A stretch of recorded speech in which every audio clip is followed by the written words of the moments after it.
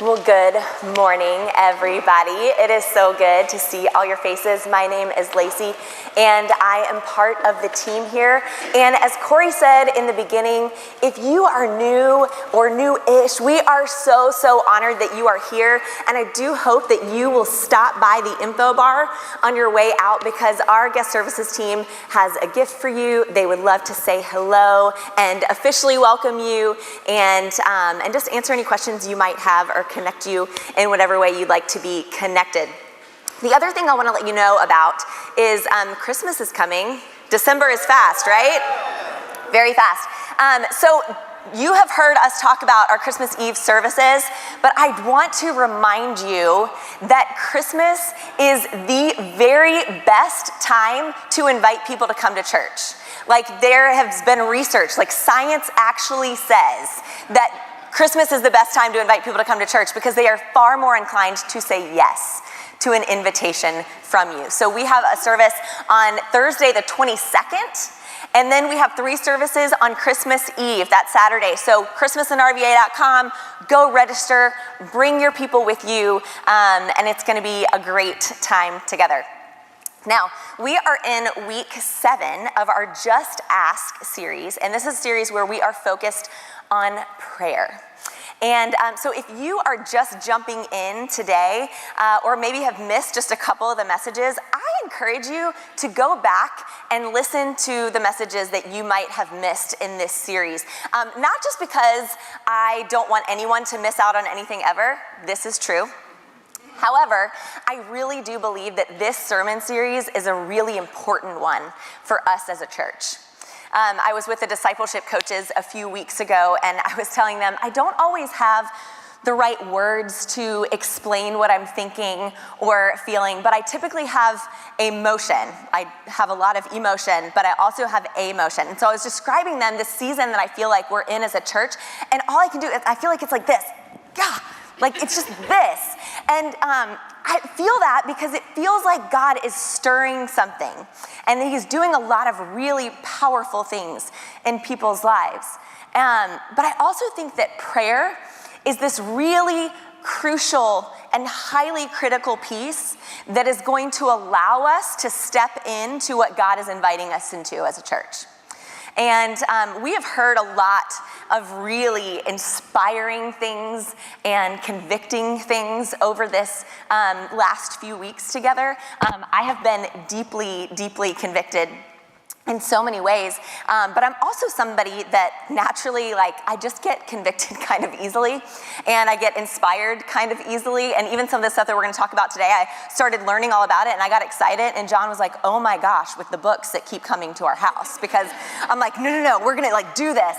And, but now, this part is a little bit harder, because now, we have to do it, right? We've learned a lot, we've been challenged a lot, but it's what does it look like to really become people of prayer? What does it look like to become a person of prayer? And there is this quote that I heard that really kind of sums up the big idea for today.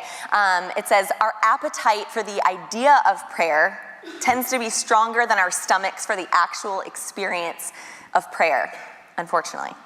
And I feel that on a real level. I love to read books on prayer and hear about all the amazing things that God is doing in people's lives through prayer and answering prayer and all of that. And I do have some great disciplines built in around prayer. And I have experienced seasons where I really love my prayer life. But I have also been in seasons where how I would describe my prayer life would be boring and frustrating and marked by laziness on my part. And this is an area where I want to grow. I don't want to just stay. I don't want to just dip my toe in and then things feel comfortable. I want to keep going in further. And so we're going to pause just for a few seconds, 10 to 20 seconds. And I want you to come up with, just think or write down a couple of words that come to mind when you think about your prayer life right now, as it actually is, okay? So remove any judgment or shame. It is not about that at all. But I think it's important for us to be real with where we're at. so that we can kind of reset and look to where we're going. So we're gonna pause just for a couple seconds, think about a couple words of how you would describe your prayer life.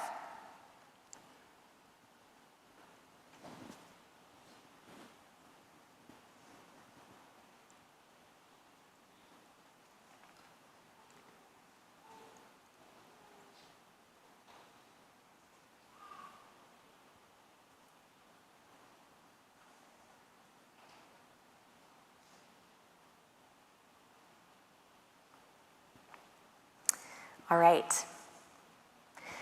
So if we know where we're at, we got to figure out where we want to go. And to know that, we got to know what the point of prayer is. So the point of prayer is relationship. All right? So I'm going to say that again, you're going to repeat it back. The point of prayer is? Yeah, it's relationship with God. It's spending time with someone you love and with someone that loves you. And so I want you to think about the words that you wrote down. Are those relational words? And if they're not relational words, then we might have to reframe how we are viewing prayer and what lens we're looking at it through. Because it's really easy to view prayer through the lens of legalism. Even if you wouldn't describe yourself as a legalistic person, it's easy to put prayer in a category of duty and obligation and something to check off our list because we just struggle to get there, but we know we should. And we really want to, but the wanting to and doing it can be really, really hard.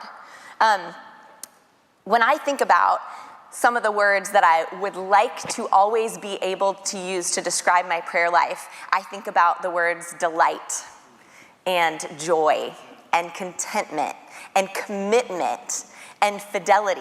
I heard someone even describe their prayer life as wasting time with God because we waste time with people that we love.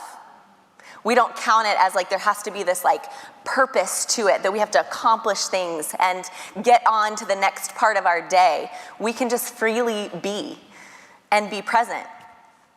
And so if prayer is about relationship, then we have to view it like that. And what does it take to have a healthy and loving and deep connected relationship? There's this quote that I love that I used in a wedding a few weeks back, and it's from Dietrich Bonhoeffer. He wrote it in a sermon to his niece on her wedding day. And it says, "You are young and in love, and you think that your love will sustain your marriage, but it won't. Let your marriage sustain your love." So just like in any relationship, there are disciplines and rhythms and commitments that build that and that are the foundation of that. I see that in my marriage, in my friendships. My youth pastor growing up used to say that what you can't do by trying, you have to do by training. And I can't love John more and love him better by just trying harder. It's not gonna work. I'm gonna come to the end of myself. I can't love my friends better by just trying harder. It's what commitments, what sacrifices, what disciplines do I have in my everyday life? They're gonna train my heart to love them more. Now, I am someone who actually thrives in disciplines and rhythms and routines. I love them. But not because I am naturally good at them. I am naturally horrible at them. I just have come to learn that without them, I will float away. And I will just be lost and purposeless, and I need that grounding. So I'm always paying attention to other people's disciplines. And one thing that I have been so inspired by is marathon runners. So I have never run a marathon, nor do I have any desire to ever run a marathon. It's not even a distant goal. I don't want to do it, and I will never do it. However, there are so many things to learn about the whole situation surrounding marathons. I had one of my good friends this year ran the Richmond Marathon, and so I had a unique view of what it took to get to running the Richmond Marathon. I mean, marathon day is incredible. Like, they do this amazing thing. But what's even more incredible is the training that it takes to get there. Like, these people, they organize their whole lives around this big goal, right? And they are running and running and running, and there's like a plan of building up to it. They typically train with a grouping of people who are doing it together. They have a coach that's guiding them through the process. And then you get to race day, and there's a whole grouping of people that are just cheering them on. And that is my role in marathons, okay? So I love to cheer people on. And so this year we went to cheer on my friend, but we knew that we would see tons of people that we knew running. And so the first person that we saw comes to Hill City, and he was in like the fast group of people and like running really, really strong. And we were like, all right, there he is. We know all our other people are gonna follow, but like, man, we've seen him in other races before. He's a really experienced runner. And then we would go to another stop. So stops like 2 and 3, we saw, we were like, okay, there he is. We know he's the first of our people that we know that's running, looking great, looking strong. And then we got to the 4th place. That's at mile 21. I don't know if you guys have ever been to mile 21 of the marathon, but apparently like runners call it the gates of hell. And it is a war zone there, guys. I mean, we're there cheering and people are coming by and we're like, you can do it. And they're like, we don't think that they can do it, honestly. Like, this is really bad. And anyway, but we were waiting to see this first person in our stream of people that we knew. We saw the people that he had like been running with, and they came and went, and he was nowhere to be found. And then we kept like waiting and waiting and waiting, and finally he did show up, and he was like running slowly and was looking really tired. And so anyway, we cheered him on, but the next day at church, I saw him and I was like, hey, like, how did you finish? Like, how was the experience? How do you feel? And he was like, whoa. He was like, I finished, but it was really, really painful. And I learned something about myself. And I was like, oh yeah, what's that? And he goes, I cannot undertrain for a marathon. Like, you just can't do that. And so there is this quote that I heard that reminded me of that. It says, in times of chaos, you don't rise to the occasion. You fall to the level of your training. So we all have disciplines and rhythms that shape our days, and how we spend our days is how we spend our lives, right? So the question is, are we training ourselves into the relationship with Jesus that we desire, or are we distracted, disinterested, and trying to just power through? Because our rhythms reflect the orientation of our hearts.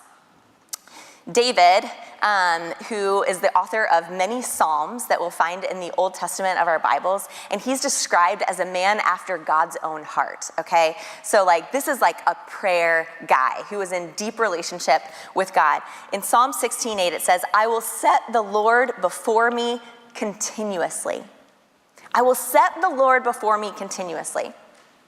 So as I think about my life, I don't know that it's set up like that. It doesn't say that the Lord is before me continuously. He is. Like, he's always there. He's not going anywhere. But David is saying he had to make the choice and be intentional about setting the Lord before him. Another translation says, I keep my eyes always on the Lord. So his life is built around that focus. And then we go to the New Testament. And Paul, who's one of the authors of the New Testament and is writing letters to the church, he writes this in several places about prayer. In Romans 12, he says, be joyful in hope, patient in affliction, faithful in prayer. In 1 Thessalonians, he writes, rejoice always, pray continually. He's connecting it back to the Psalms. Give thanks in all circumstances, for this is God's will for you in Christ Jesus. In Philippians 4:6, he says, do not be anxious about anything, but in every situation, by prayer and petition, with thanksgiving, present your requests to God. So this is a really tall challenge. And if we're viewing this through the lens of rules or obligation, it's overwhelming and it's like soul crushing, right? But if we view it through the lens of relationship, oh, that sounds lovely. It sounds so freeing. Like, we can be in constant connection with God. We have someone that's always there, that is always walking beside us, and it's always available. It is possible to live in a place of joyful thankfulness, and it's like joyfully invigorating to know that this can happen. And we know that this can happen because Jesus came here to show us what it looked like to live in constant relationship with God. And so we're going to look at Jesus' prayer life, because if the goal is to live with Jesus and to live like Jesus, then John Mark Comer always says, then we have to adapt the lifestyle of Jesus. And so if we look at Jesus' prayer life, I classify it as his prayer life is a yes and situation, because there is a flow and a freedom to Jesus' prayer life that is marked by relationship and not religion. And so in the Gospels, we see a lot of descriptions of what Jesus' prayer life looked like. And so I want to point out a few of those verses. In Mark, it says, very early in the morning, while it was still dark, Jesus got up, left the house, and went off to a solitary place where he prayed. And then in Luke, it says, but Jesus often withdrew to lonely places and prayed, often withdrew. Then in Mark again, it says, after leaving them, he went up on a mountainside to pray. Then in Matthew, after he had dismissed them, he went up on a mountainside by himself to pray. Jesus made space to pray. Like, he was so intentional about it. He did it all the time. The disciples knew this about him. They knew where to go off and find him because they knew he'd be praying somewhere. And they noticed things that were different about his prayer life. And so they asked him, they're like, can you teach us how to pray? Like, we want to pray like you. And so Jesus responded with what we refer to as the Lord's Prayer. And if you were here a couple weeks ago, Shaq walked us through the Lord's Prayer. So we're not going to go line by line in it. It could be a sermon series all in itself. But I do want to point out a couple of things to the Lord's Prayer in the way that Jesus taught us. So the first is there is an actual rhythm to the way the prayer even flows. You know, there are two different versions in the Gospels of the Lord's Prayer, and Jesus prayed more than twice. So guarantee there are lots of different varieties that existed of this, but he shows us how to shape the rhythm of how we engage with God. And then another thing is he actually didn't write the Lord's Prayer, like he was copying it, okay? So this was one of the main three prayers that the Jewish people would have recited all the time. So his disciples were really familiar with it, but Jesus also riffed a little bit. And he made the Lord's Prayer personal. And he was pointing out that God can be knowable. He shifted some of the wording so that they could understand that this is a relational prayer that we're saying. And then what's cool to notice about it is that it is not an individualistic prayer. It is a prayer for a grouping of people. It is communal. It's our Father, which art in heaven. And so I think the Lord's Prayer is kind of the perfect view of the freedom and personal relationship that Jesus had, as well as valuing the prayers of the people that he's prayed for his entire life.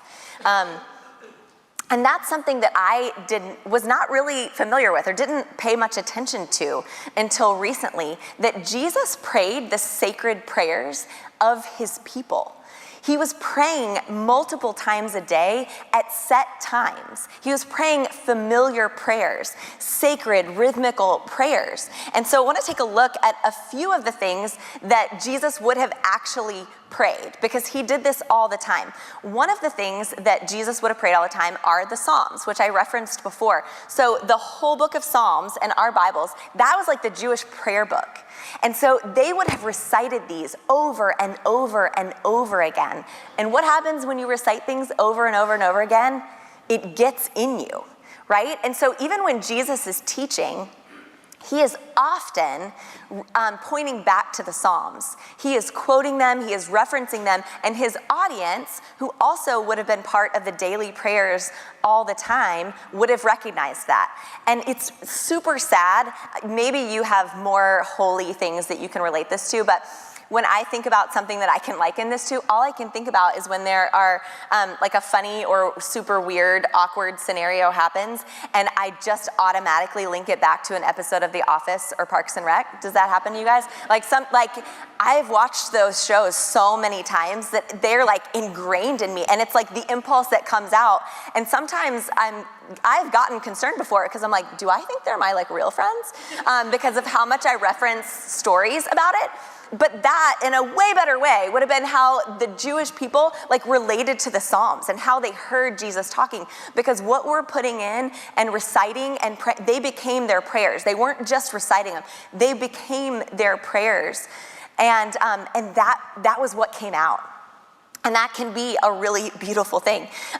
Another thing that they would have prayed all the time, John referenced a few weeks ago, it's called the Shema. And this is one of the staple prayers that it's really cool because ancient Israelites would have said this, and Jewish people still recite it today. It's one of the most famous prayers in the Bible, and we first see it in Deuteronomy, and I'll repeat it again for you. It says, "Hear, O Israel, the Lord is our God, the Lord is one. And as for you, you shall love the Lord your God with all your heart, with all your soul, and with all your strength." So this was essentially the Jewish Pledge of Allegiance. They would say this multiple times a day and reorient themselves back to God. They needed that constantly. I need that constantly. I'll like pray and then like wander off, and by noon I need like a complete reset. And you know, there were other scriptures and prayers that would have been part of the daily prayers and readings, but we know that they said these all the time. And again, what's cool is that Jesus and his followers, they were not Christians. They were Jewish. And so when Jesus came on the scene, they didn't say goodbye to their own traditions and faith and culture. They continued in the established rhythms of the Jewish people. And we see that in the early church as well. They continued this. So in Acts 2, we see the description of life in the early church. It says, "They devoted themselves to the apostles' teaching and to fellowship, to the breaking of bread, and to prayer."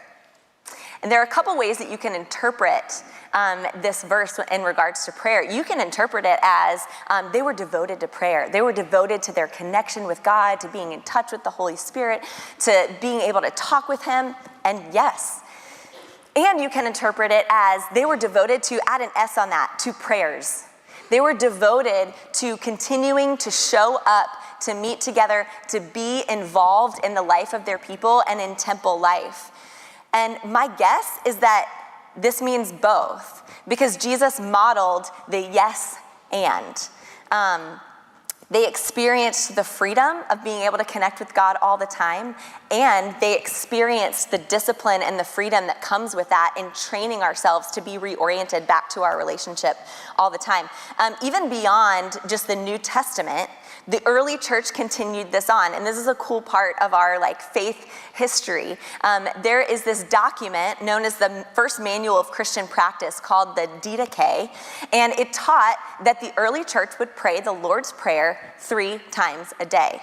So we see this still ingrained, and that would have been an assumed part of Christian life all up until the fall of the Roman Empire. So when the Roman Empire fell, then like culture blew up. Everybody's rhythms were all over the place. And so the first monks kind of rose up in an effort to preserve this sacred way of life and this sacred rhythm that they had built around prayer. And so they preserved and developed these prayers more, and they have developed into what a lot of different traditions now even would use today in prayer books. And again, this is not the tradition that I grew up in the saying recited prayers at certain times and all of that.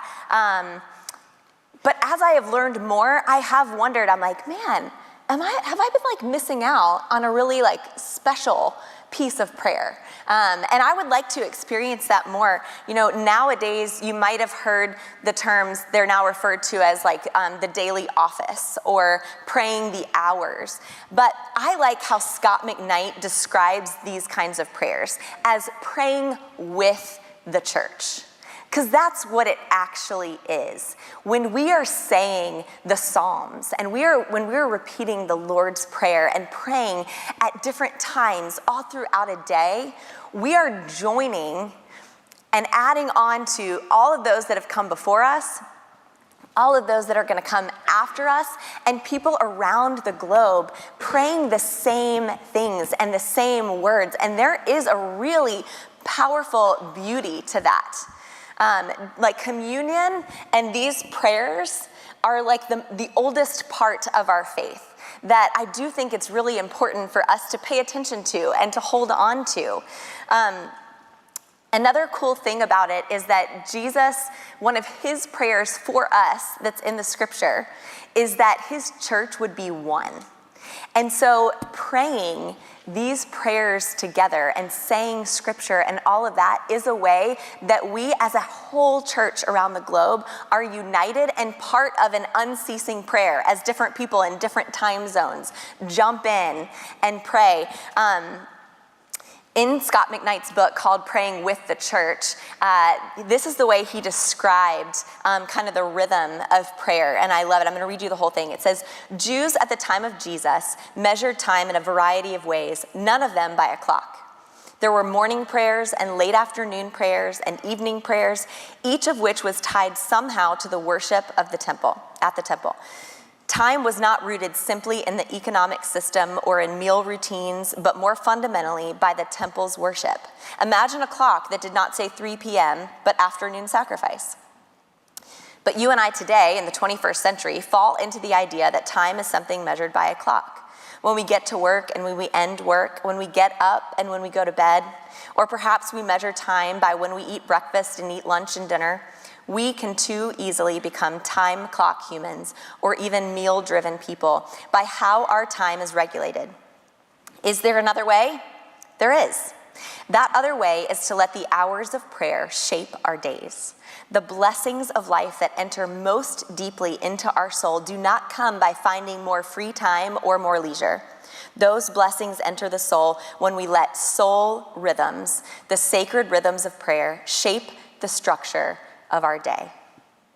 So wouldn't it be amazing to be a part of a community of people where we let those rhythms of prayer and connection to God be what shape our day, be what determine where our focus is? We got a little taste of this when we went to Israel a few years ago, and we were there just a little longer than a week, and so we got to experience what the Sabbath was like there, and it was really, really cool. I remember being on the tour bus, and our guide, who was Jewish, pointed out to us it was a Thursday afternoon, and like the streets were buzzing. Like people were everywhere, shops were full, there was traffic, all that. And he was explaining that everybody is out running all their errands and getting all the things done on their checklist because the next day they would have to prepare, and so they would have to start all the cooking, get ready, and all of that, and then at sundown on Friday, it is shut down. Like the whole place. And we're like, yeah, it's gonna be a slower pace, we got it. But literally it shut down. Like there were no stores open to go to. There were not things to do. We happened to be staying in a hotel, and even all of the buttons on the elevator were already pushed because like there was not gonna be anybody to help or to like push the buttons and all of that. So anyway, it was wild, but it was so beautiful to see the way a whole culture like moved to the rhythm of their faith. And it was cool, and then also a little bit frustrating because that is not the culture that we live in. Like it is not. However, God uses prayer to create countercultural movements. He uses prayer to change us, and we change the culture that is around us. Because when we're connected with the one who sets the rhythms of our souls, we are then on mission with him, and we see everything differently. So you might be somebody that maybe these like rhythms of prayer, like maybe you have that established. You're like, yeah, I pray scripture every morning and every night, and I pray a certain set thing over each meal. But you might struggle with that like freedom piece and that connection to God, to be able to just share and talk whenever, and that like constant, that reminder that he's constantly there with you. Or you might be somebody like me where that part comes a little bit easier, but like the set rhythms through a day where I am like reminded and build my life around refocusing so that I can view life through that lens, that is harder for me. So that is where I'm going to be focusing this year, on the discipline of like praying those scriptures. And I keep dreaming what it would look like for a whole community to be organized around these rhythms. And what I think about is, wouldn't God be so stoked? Like, that would be awesome if we were excited to spend time with him and did it and built in that commitment. I think people would notice. I think we'd be less anxious. I think that our kids would notice and really understand that we believe what we say we do. I think a lot of really cool things would happen. I think we would be more united as a people. But these things don't happen when we learn about prayer or study prayer. Those are great things. But they happen when we experience prayer and when we know by discovery and experience and not just by head knowledge. So before we close out today, I do want you to we're going to take another couple seconds for you to think of a few words of how you would like to be able to describe your prayer life. So write it down, think about it, but just take, 30 seconds or so to think about, like, what is the goal here? What are you after? What pieces might you be weaker in than others that you want to grow in?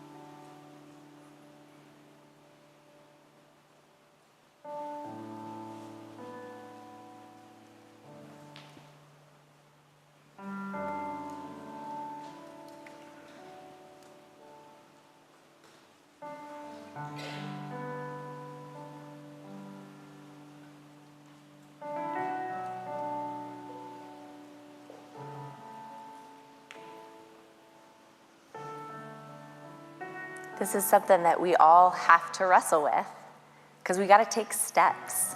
Now it's time to put it into action. And John and I are talking about, what does this look like for our family?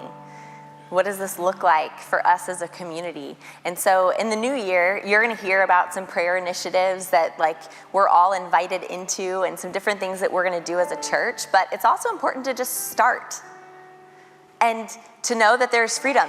If you mess up, he's still there. So just start again. And so this morning, I want to challenge us all and give you a practical step that you can take. We know what the rhythms of the early church were. And so let's start there. Let's start saying the Lord's Prayer out loud every day. You can choose morning, at night, you could do both. Say it by yourself or whoever you happen to be with, but just say the Lord's Prayer out loud. And let that start to inform the rhythm of our days. We're gonna give you a head start, and we're gonna say it together this morning, okay? So we're gonna kick this thing off. And if you are new here and you're like, whoa, lady, I'm just like checking this out, you totally do not have to say this with us, okay? But for those of you that want to pray and want to start this out, we're gonna say the Lord's Prayer together. So it's gonna be up on the screen. Our Father, which art in heaven, hallowed be thy name. Thy kingdom come, thy will be done, in earth as it is in heaven. Give us this day our daily bread, and forgive us our trespasses, as we forgive those who trespass against us. And lead us not into temptation, but deliver us from evil. For thine is the kingdom, the power, and the glory forever and ever. Amen. So we're going to close with a song called Heaven's Secrets. And I want you to pay attention to the words that we are singing. The things that we're saying are not words that are just describing what we know about God or what we learned about him. The words we're saying are describing what it's like to experience him and to experience his love. It says, I can feel peace coming. I can see fear running. Your love, it just does something. It sets my feet to dancing. Because when we spend time in a loving relationship with God, it reframes how we view everything in life. And there's a freedom to dance. There's a freedom to be joyful and to look at life with trust and hope. And we can see fear and anxiety fading away because we're focused on the one who loves us. All right, so the band is going to lead us. You guys can go ahead and stand.